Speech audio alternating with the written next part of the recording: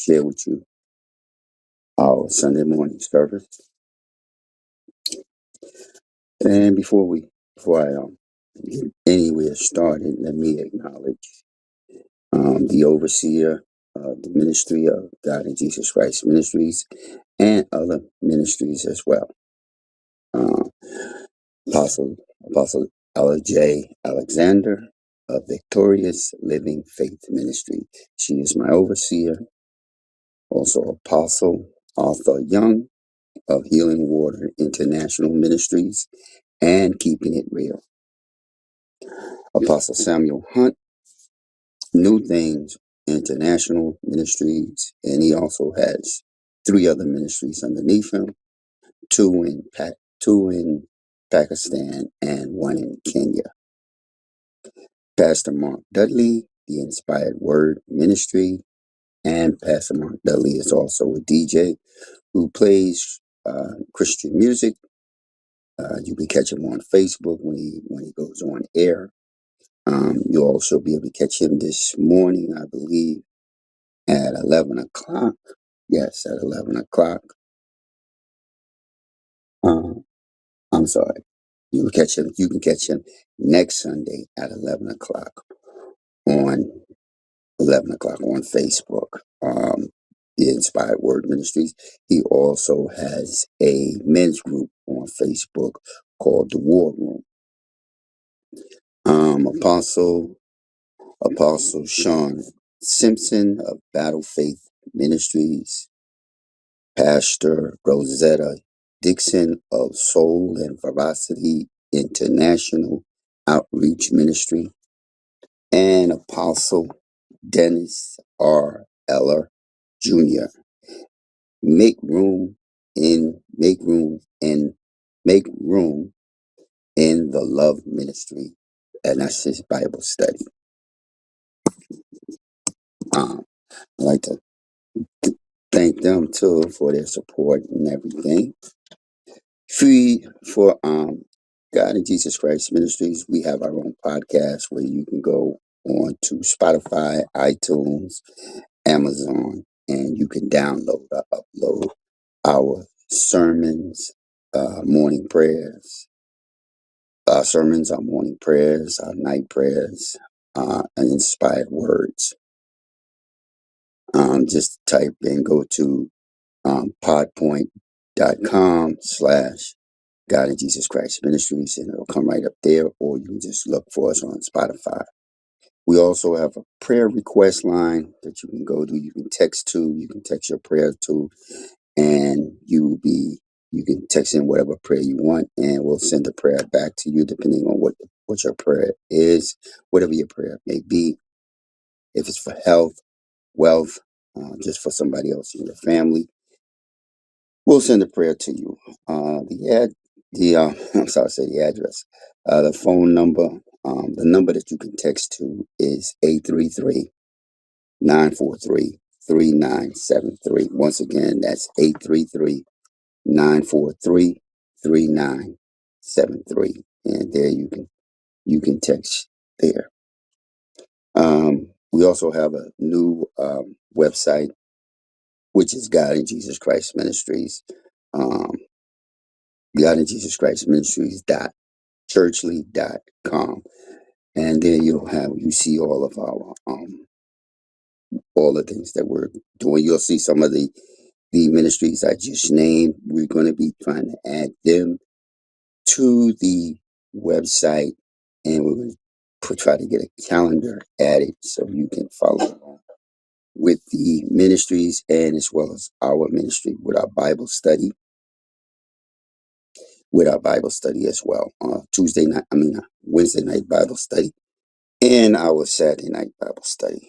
We're also going to try to add to the website is the magazine, the new magazine that we will be having out along over with the overseer, Apostle Ella is going to have us,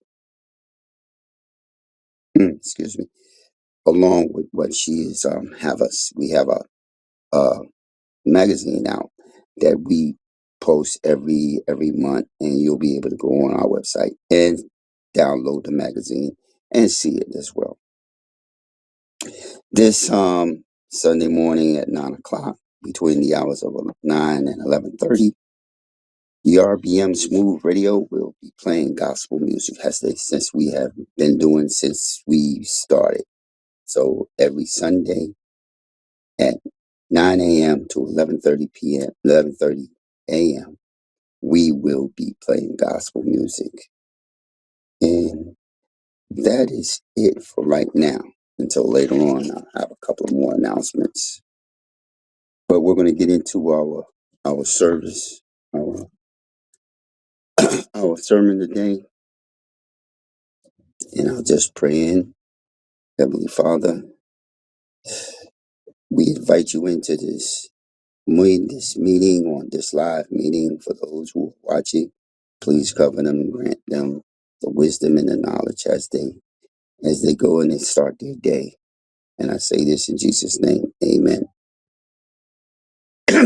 Okay, so today's sermon is I decided to talk something about friendship. We're going to be discussing, it's a 4-week sermon that I'm going to give, and we're going to be talking about friendship, really more or less choosing your friendships, choosing your friends. And I was looking over some topics to discuss, and I came across this topic, which was called friendship, which was called be careful when choosing your friends. And this topic that we have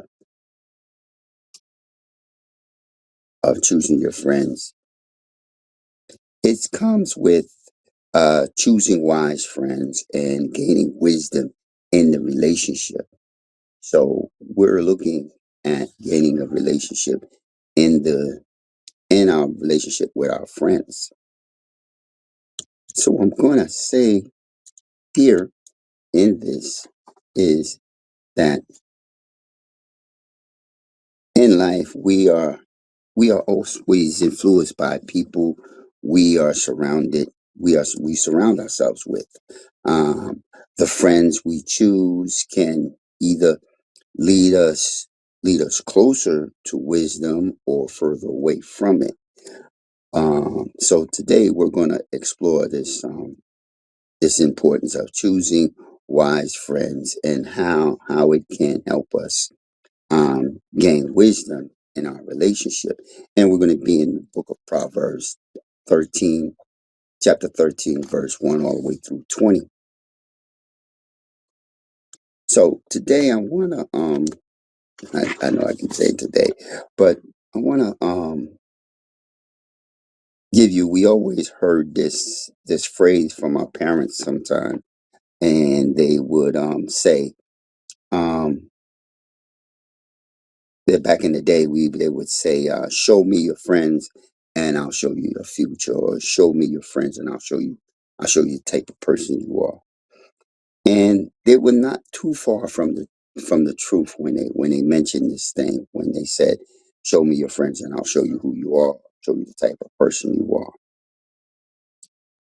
If we are not careful about our friends we choose, we can we can wind up in a lot of trouble, and we can find ourselves in this trouble and be pulled in by friends that want to be mischievous or do things that are not right to say. Who walks with wise friends will, and in the scripture that I'm looking at that we'll be in, which I said was Proverbs chapter 13, but it's actually chapter 13 verse 20 is the key part I wanted for you to focus on, but I wanted you also to go from 1 all the way to 20. We're going to go from 1 all the way to 20.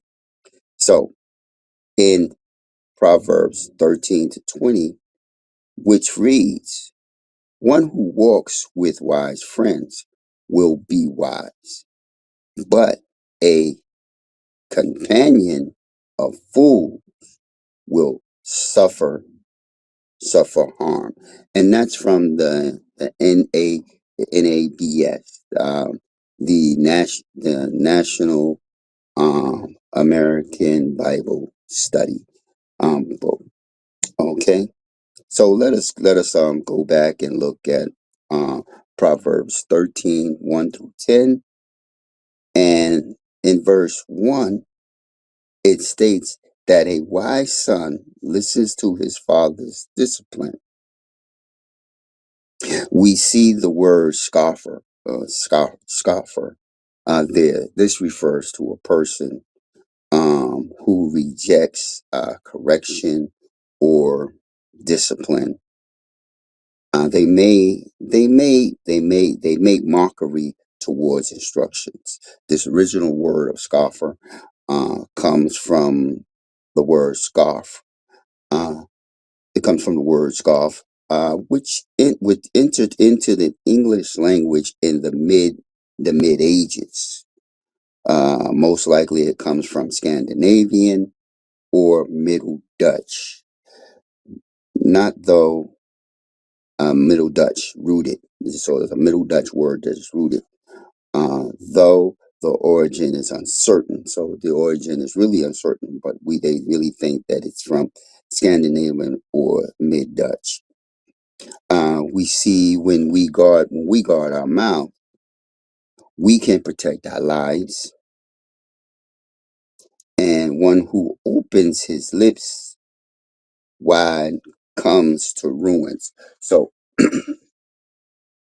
what we're going to say here is what we're going to say here is that in here we see in 13, 1 through 10, I'm going to go back over 13 again. A wise son accepts his father's discipline. Now, a lot of times we as young men, our fathers always gave us advice and discipline and told us what not to do, what to do, and how to walk in a more righteous, in a more sort of what we say righteous way, or a way that would present him. Because when we walk out, we are present. We are a reflection of our parents. So when we walk out as young men, we are walking out as our fathers, and that's what we see. Who the people see us as. When they look at us, there goes so and so, little so and so, or little junior. There go little so and so, or there go so and so of your mother. So people look at us the way our parents raise us, but there are these ones who reject the discipline of their fathers or the disciplines of their parents, and they make mockery of it. So, and then where he says those who keep their mouth quiet will will protect their lives, and those that open their mouth will ruin it. And what it means by, if you say the wrong thing to the wrong person, maybe at the wrong time, you may wind up losing your life, or you may wind up getting in trouble. Where you may be with a friend, not saying something, but you being with that friend, and they open their mouth and they say something that is 100% wrong to the wrong people, you can be in trouble. So this is what this part is saying here in verse 1 through 3. Now we're going to drop down to, I'm not going to drop down, I'm going to go to 4, verse 4, 5, and I think I may go to 6 as well. In here, the soul of a lazy one carves and gets nothing. Craves and gets nothing. But the soul of the diligent is made prosperous. Okay, we're going to get back to that. I'm going to come back to that in a minute. The righteous person hates a false statement, but the wicked person is disgusting and shamefully. So 4, that's 5. All right, let me go to 6 too. The righteous guards the one whose way is blameless, but the wicked brings the sinner to ruin. Here's what it's saying here in 4, from verse 4 all the way through 6. And verse 4 through 6, what it's saying here in 4 through 6 is that the person, the person here in 4 who is lazy and and craves and gets nothing. This is a person who doesn't want to try to do anything for himself, who doesn't want to try to get anywhere for himself, who'd rather feel like I'll just wait here and I'll just mooch off for everybody else, but you're not gonna receive any anything. You're not gonna be able to make money for yourself. You're not gonna be able to eat well or anything like that. And you're not gonna be living in a good way. You're living off of somebody. The one who is diligent, meaning you have your patience, you go out, you do what you gotta do, you handle, and as we say, as the young kids say, the dog souls day, and everybody else say today, you handle your business, but you're diligent in doing it, and you do it smartly, you will be prosperous, and prosperous, you will be prosperous probably in your physical sense, which you're making money, and prosperous in your friendships, meaning you have many friends that trust you and they like you for who you are and the way you are. And 5, where it says a righteous person uh, hates a false statement. This is people who falsely accuse you of something or accuse somebody of something.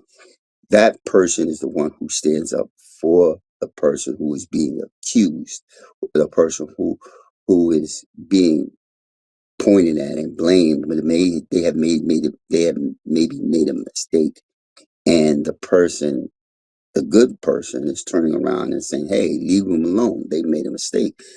Come on, forgive them. They didn't mean to do it." That's what this person is saying here. That's how they're putting it. That's how they're presenting it to them.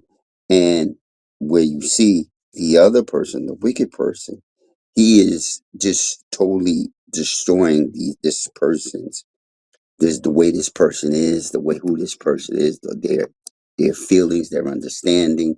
They know they made a mistake, but they don't care. They're doing it at this person's expense. 6, the righteous, they guard the blameless, meaning a person who has not made no mistakes. But we have the other person on the other side is gossiping, and their false statements, and they're hurting this person. This goes whether it's a male or female. This is what these people. This is how this is, and this is comparing good friends to bad friends. We kids, they like to laugh and joke and play pranks on each other, but at times these pranks can hurt a person's feeling or hurt a person's um desires. So also we see in 7, there is the one who pretends to be rich but has nothing.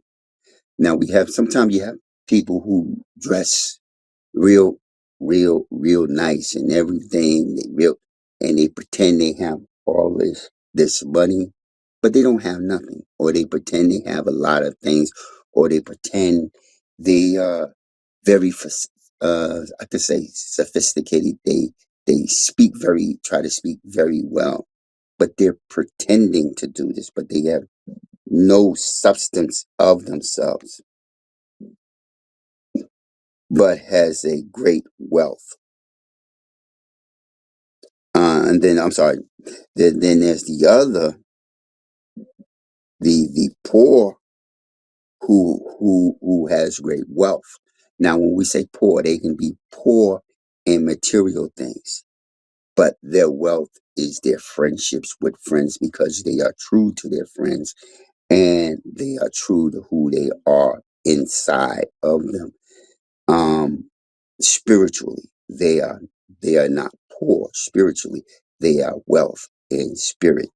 The pretender is pretending to be something spiritually in their spirit, not in their physical sense. They may have everything they need, but they're pretending to be self-righteous, or not self-righteous, but being that they are this person who is righteous in their own means, but they have nothing. They don't have nothing in there. We're looking at 8. Uh, the ransom of a person's life is his wealth. The ransom of your life is your wealth. But what is your wealth? Your wealth is not the material, not the materialistic that you have. The wealth is the spiritual asset of what you have. Is your spiritual sense, your your spirit of who you are and what you are as a person is what your wealth is. We tend to look at people's wealth as how many cars you drive, how how how how well you dress, how well you speak, but that's just the outer part of you. There's that inner part that is the wealth of you. So that's what 8 is saying. That's the ransom. The ransom is your spiritual wealth that you have. But the poor hear not rebuke. But the poor hear not and rebuke. The poor, meaning they're poor in spirit. They may have everything they want physically, cars, money, you name it, house, you name it, maybe tons of friends, but in their spirit, they are poor. And that's the worst one to be, is when you're poor in spirit. You're being very poor in spirit. That's the worst one to be. 9, as we see here, the light of the rich rejoices. I'm sorry, the light of the righteous. I'm sorry, I said rich. The light of the righteous rejoices.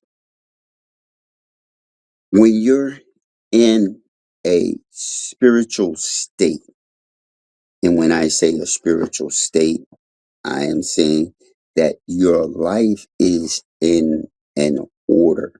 You're in order you're in alignment with God. You're in alignment with mankind. You have that compassion.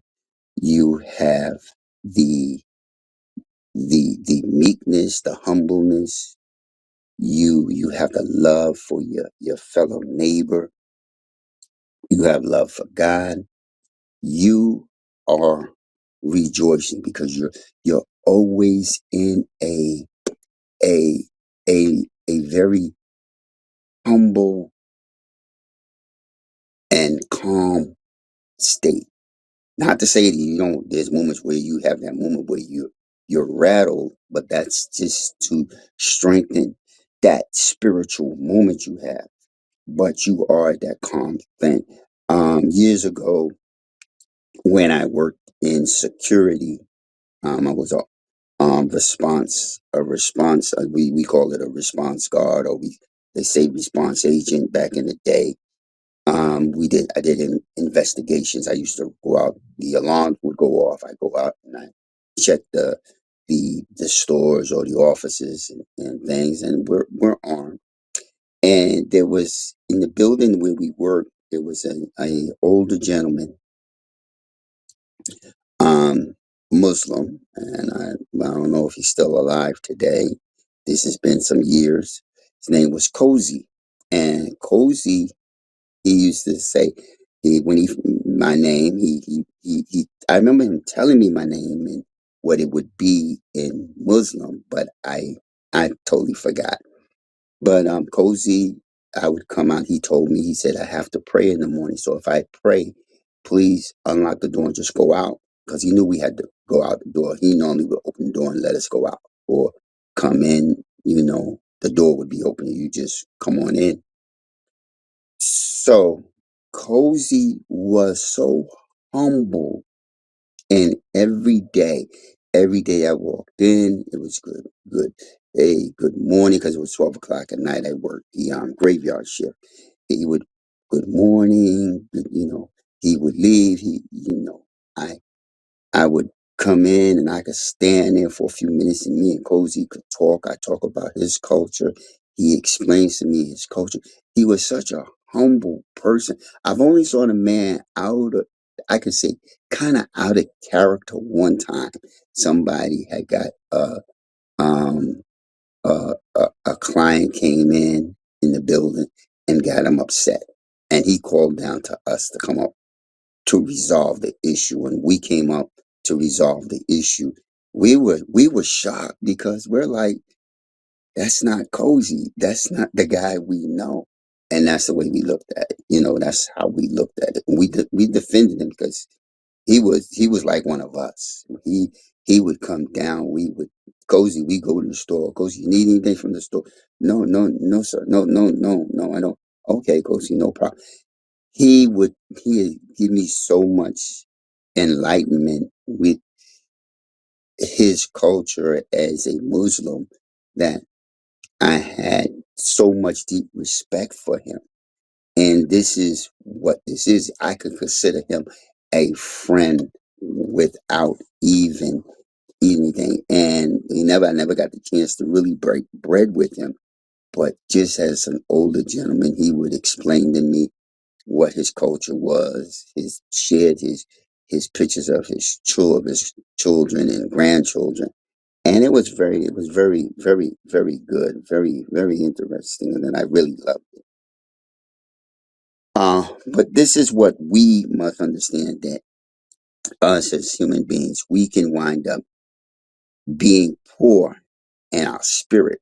See, when we look at stuff, we look at a person, we look at people as they're poor because they don't have a car, they don't have a lot of money. They're poor. That's poor, you know, materialistically. But you're rich when you have you have your family, you have true friends. When you have true friends, and this is what we must always be careful of the friends or the people we have. No, we have Facebook and people say, oh, I got 2,000 friends. No, you don't have 2,000 friends. You just got 2,000 people that's on that page. They don't know nothing about you personally. I do have a good number of people on Facebook that I do know personally, that we do break bread, we share information and things like that. But you don't have 2,000 friends. You just have a bunch of people on Facebook that know you. They don't know you personally. They don't know your spirit. They don't know your character. They don't know nothing about you. They are not a lot of. I had a section where I have, what I do is I say, well, I have people that are friends, I have people that are associates, and I have people that are acquaintance. And that's the three categories I keep you in. You're my friend because you know me personally. We have sat down, we have broken bread together, we have shared sorrows and pains together. You know my family, not only my family of my children, but you physically know my mom, my dad, my grandmother. Those are the people I consider my friends. Now, the acquaintance are the people that I work with or I associate with. We don't have, we have, they have, we have the same kind of things, but we really don't share everything. Meaning, you only know my character when I'm around you. When I'm not around you, you don't know me. You don't really know my kids the way my friends know my kids. We still probably call each other Mr. and Mrs. or Mr. and Mrs. or Mr. We go back and forth with the titles of each other. Those I kind of call acquaintance. The associate is just a person that I just associate with you because you're probably with my friend and I just know you through my friend, but we don't break bread together. I don't see, I see, probably see you one time. Oh, yeah, that's a friend of mine. So and so. That's who I kind of put as an associate. Acquaintance is a person that I meet from time to time, sort of like at work. Now, you can have a friend at work, so he or she wouldn't be my acquaintance. They would be my friend. Like the people at that we call cable vision, that I do their shows. I don't call them my acquaintance because we there's moments that we have shared. Um, we have broke bread together. We have laughed about shows together. We have made we have a long standing friendship. So they would be my friends. They wouldn't be acquaintances. Acquaintances are people that kind of meet off and on for time. But these are people that I can pick up the phone. Hey, how you doing? What's going on? Such and such. Those are the type of people I I deal with. And that's how I keep my category in that sense. So as we look here, we're also going to look at,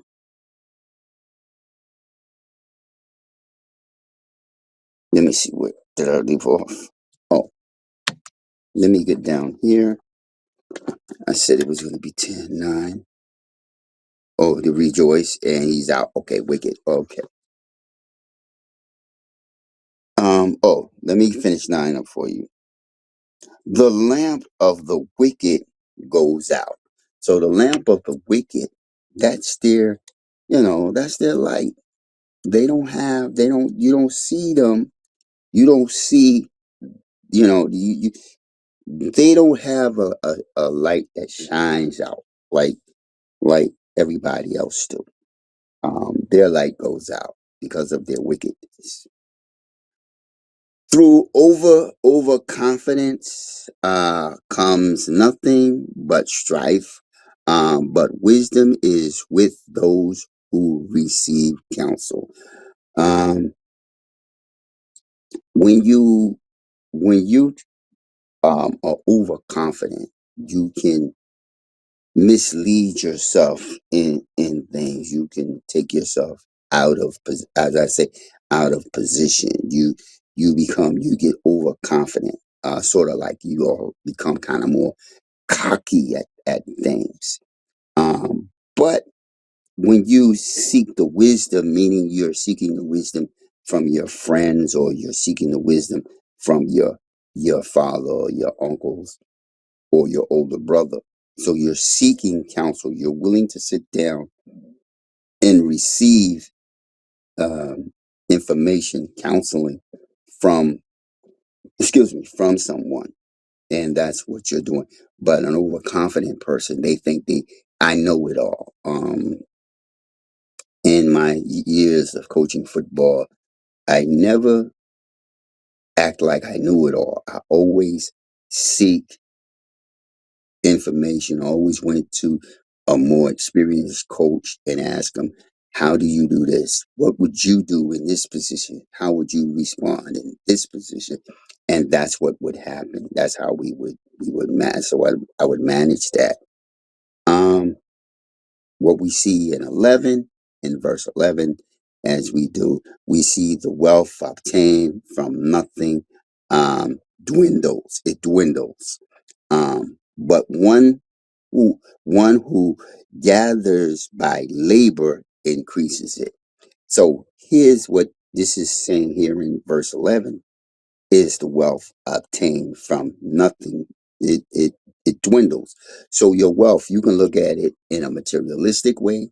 You gain a lot of wealth, but you gain it not not honestly, but it slowly will dwindle away.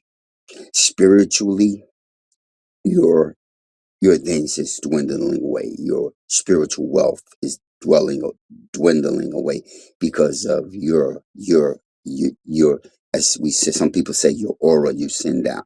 You're pushing people away spiritually. And then we have the one who is laboring, meaning physically he or she is doing what they need to do, and then the people that are around them are coming closer to them because of the once again the aura or the spiritual connection that they feel with each other, and they gravitate. So he will increase his friendships because of the humbleness and compassion and everything that he has for them, or the way he is, or the way she presents herself as well. As we look at this, hope hope defers, makes the heart sick. Uh, but despite despise fulfill, I'm sorry, but desire fulfill is a tree of life. When you hope and kind of you hope that certain things kind of go, but you desire things.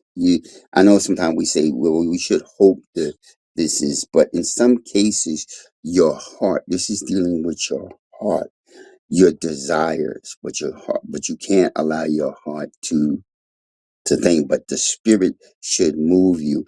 But if you waver or allow this to deter you or move you in a fashion, or your friends get you to move in a different direction, this could make your heart sick because you're not having the spiritual contact with people that you need. But then in the other thing, you're not desires to have spiritual contacts, but you have the spiritual contacts. Your life, you will have a life of a tree. Okay, so we're gonna go back here. I'm gonna come right back here to this part. Um, in here, what we're looking at is when we surround ourselves with friends who are wise and seek after God, we are most likely to grow in wisdom ourselves. And that is basically what um, verse 1 through 10 is basically saying. It is a contrast of the different type of friends that you see, and when you're comparing. Uh, these friends can challenge us, encourage us, and hold us accountable in our walk with the Lord. That's why a lot of times they tell us to um, always seek out other believers. And when you seek out other believers, you less have a chance of having a discernment in your agreements with understanding within the book, or even understanding outside of the book. Your physical um relationship with each other. Uh, they can offer a valuable insight and perspective that helps us navigate life's challenges with wisdom and discernment. So when you have true friends that are willing to see you grow, willing to see you make good in what you're doing, that's the one thing you would understand that is very, very good about it. If you have friends that wants to see you. But you can also have friends that don't want to see you because they're not growing in their lives. When you play football and you probably a very good star, you probably have friends that you're around, and they want to get you, make sure you get to practice on time. Yo, come on, we gotta go. We gotta get on practice on track. You may be running track. Come on, girl. We gotta get to practice. But then you have those friends that they see you leaving them behind, then they'll try to keep you behind by not allowing you to be where you need to be in your stride. They're not looking for you to be. You ever see a movie where the um I'm going to take you to a movie. I can't think of the movie name, but the guy a young kid wanted to do something, and he said, "No, you can't do this. You have too much talent. Get out of here. You don't belong in this. You don't belong here." Those are the type of friends you want, not the ones that's going to pull you in, suck you in to whatever it is that they're trying to suck. They're going to suck you in to destroy who you are. So we must be careful when we're choosing our friends. Choose wisely. Choose somebody that is looking for you to be more than what they are, even striding to be more than what you are. We have, the old saying, "Do as I say, not as I do." And you have some friends that will tell you, "Yeah, I do this," but you don't do this because I see you somewhere great. For me, this is where I'm going to be. No, you go further. And then on the other hand, when we choose friends who are foolish, ungodly, we're at risk of being led astray. That's what Proverbs 13:20 is saying. It warns us that a companion of fools suffer harm. So if you have a bunch of friends that you know that are that constantly are foolish in every decision they make, it's going to cause harm. Not to say that if you have a bunch of friends, companions who just at time they may joke around, but they make sure they kind of like, well, hey, we're not trying to hurt anybody. In a sense, what I'm saying is when they're joking with you and they're joking in a friendly way, but when they're joking and their jokes wind up to hurt and they really seriously hurt somebody, then that's where the line is drawn. But we have friends that will joke with us, but their joke is a friendly joke, and we kid and laugh. And those friends are okay, but you must watch out for the fools who make real bad decisions.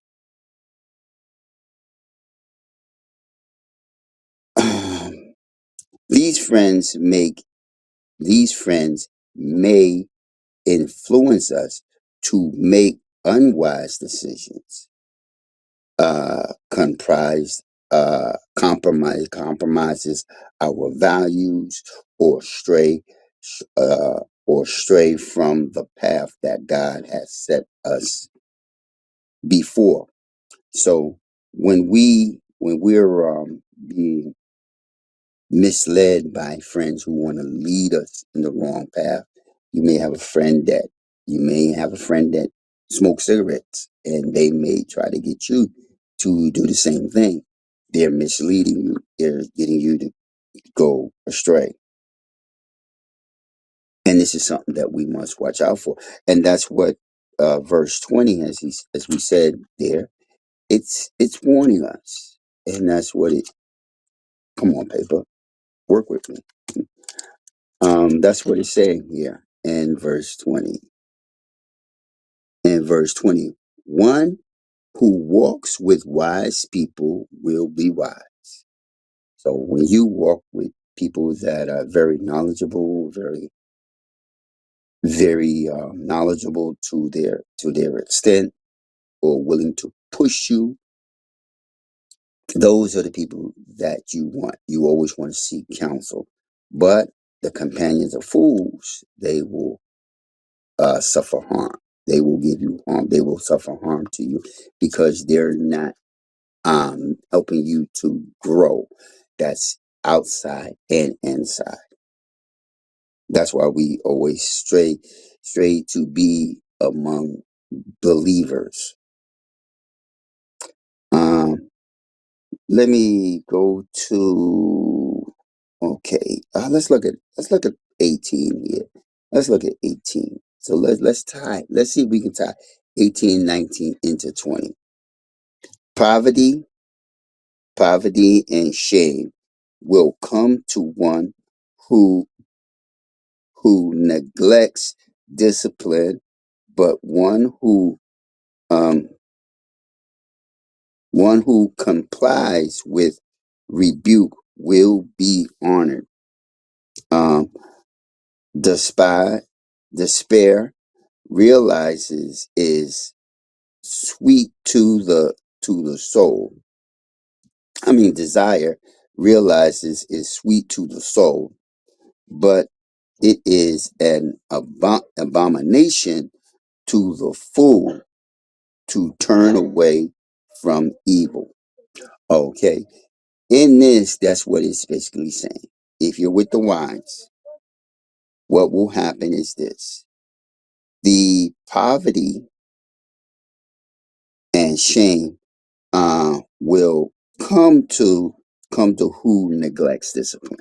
So if you neglect to don't want to be disciplined, as a football coach, my players must be disciplined when they're on defense. Yeah, I have a I say to them, I say, when do we move? When do the defense actually move?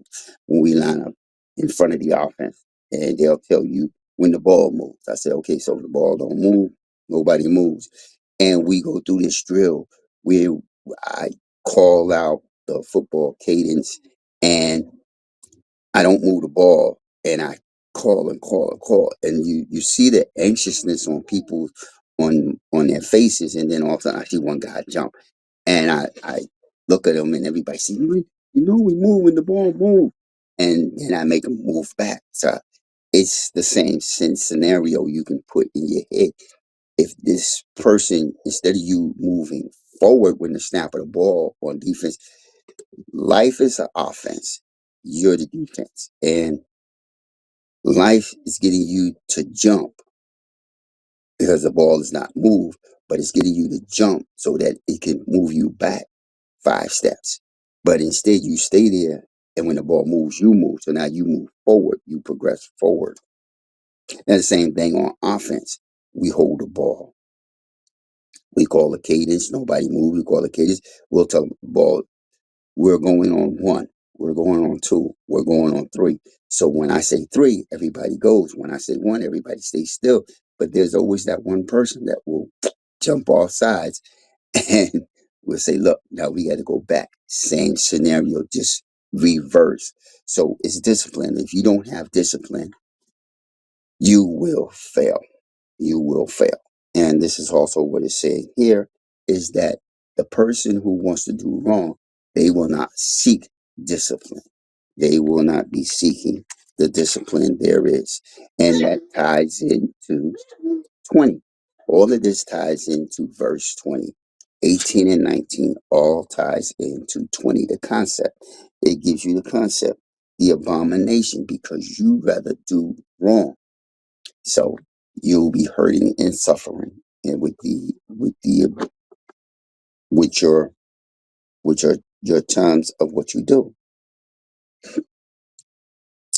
As we consider uh the relationships in our lives, let us ask ourselves, are the friends we have chosen leading us towards wisdom or away from it? So friends, as I said, there are friends that I have that are leading me. I notice that they bring me around other people that are pretty well knowledgeable, give good counsel, give good understanding, good meaning. So I'm kind of like, okay, this we're going. I'm meeting in the right direction. Same thing when I'm at the studio.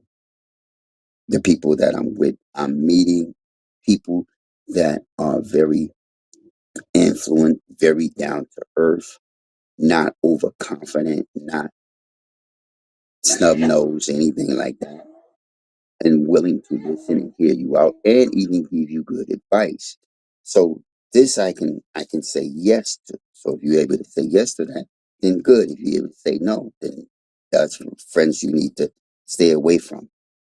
Are they encouraging us in our faith and help us grow spiritually, or are they pulling us down with their negative influence? Now I have a good friend.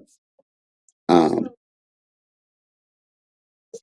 a good friend by the name of Poochie Hill, and Poochie sometimes bring his his uncle in it, and his uncle is a bishop, and Bishop has always used Bible verses and things like that. So I find Bishop to be very influential with what I am doing, and when I'm there, I'm able to listen and hear.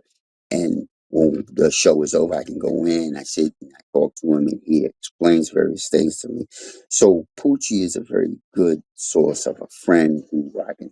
And sometimes me and Poochie gets on the wrong foot to a degree, but our friendship stays intact, and that's what you want. You want a person who can bring wisdom to you and get you a good understanding. So let us be uh, so let us be mindful about choosing friends will help who will help and help us gain wisdom and grow in our relationship with God. So we always want that relationship that we will have with God. We want that person to bring that to us. Let us seek out friends who share our values, share the same values you have, support us in our faith, and challenges us to become the best version of ourselves. We always look for people who want to give us the best version of ourselves. I have as the person who does the studio and produces the gospel hour, um, produces the gospel hour, produces not to produce, I mean direct the gospel hour, direct Deadline, direct the Village Drum, and produce the Village Drum. It pushes me forward more and more and more to do. Poochie, he asked me various things about the show and how do we think how it going, how the show went, how is it, was he too much, was it too this, and I told Poochie no. My good friend Dr. Albert Lewis, um, his show, me and him talk about the difference in various things when he do the show and how he wants certain continuity done, and we go back and forth on various things. Sometimes we even talk about the Bible verses, and he'll send me some Bible verses as well. So those are the type of friends that you want to have, and those are the type of friends you want pushing you forward. So in conclusion here, in choosing your friends in this segment, uh, we want to choose wise friends. It, we want to choosing wise friends is critical in our journey towards gaining wisdom in our relationships. Let us heed the warning of Proverbs 13:20 and walk with the wise, so that we may become wise ourselves. May we surround ourselves with friends who will uplift us, inspire us, and lead us closer to God.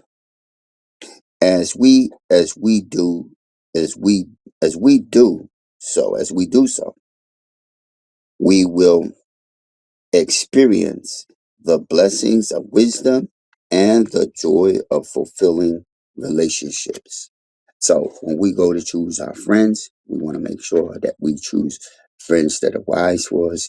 We want to make sure that we choose friends that have our same value in us, have the same values that we have, and the same, and can bring wisdom and give us counseling and allow us to be be all that we can be, as the Army would say.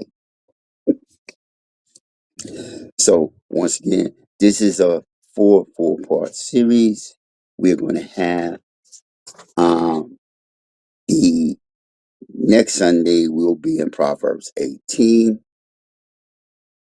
Next Sunday will be in Proverbs 18 for those who would like to follow along.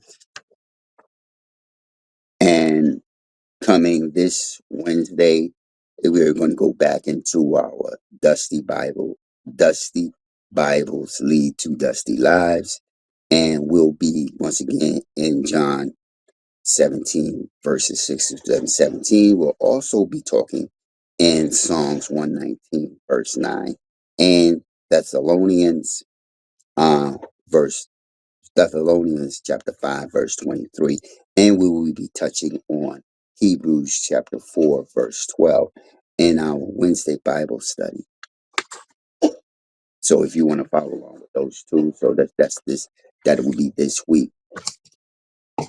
Just to let you know, going forward, over some time, we will probably there will be a Sunday afternoon service that will come on at 3.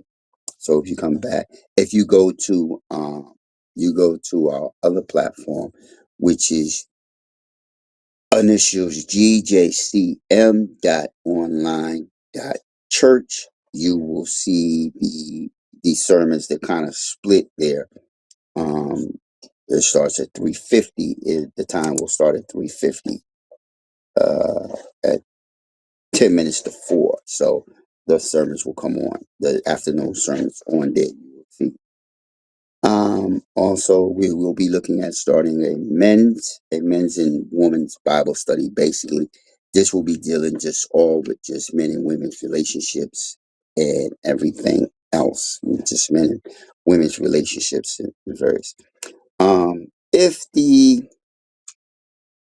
If the live has been a blessing to you, up in the upper right hand corner, you can give your donations or anything like your donations if you want.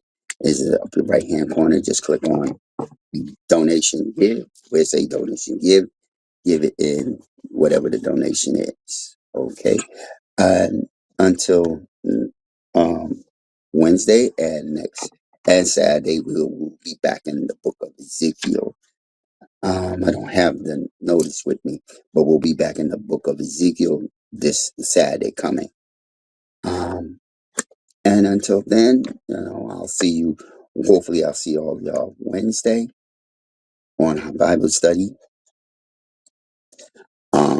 In our Dusty Bibles, which leads to dirty lives. And hopefully I'll see y'all all on the Saturday book Bible study.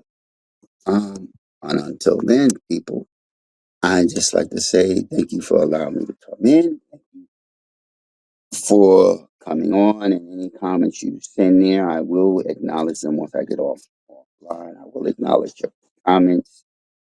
We're still working on the live. There's some things I'm trying to work out here to see if I can respond back with your comments as well. And until then, also too, this also goes directly to YouTube. God of Jesus Christ we have a YouTube page.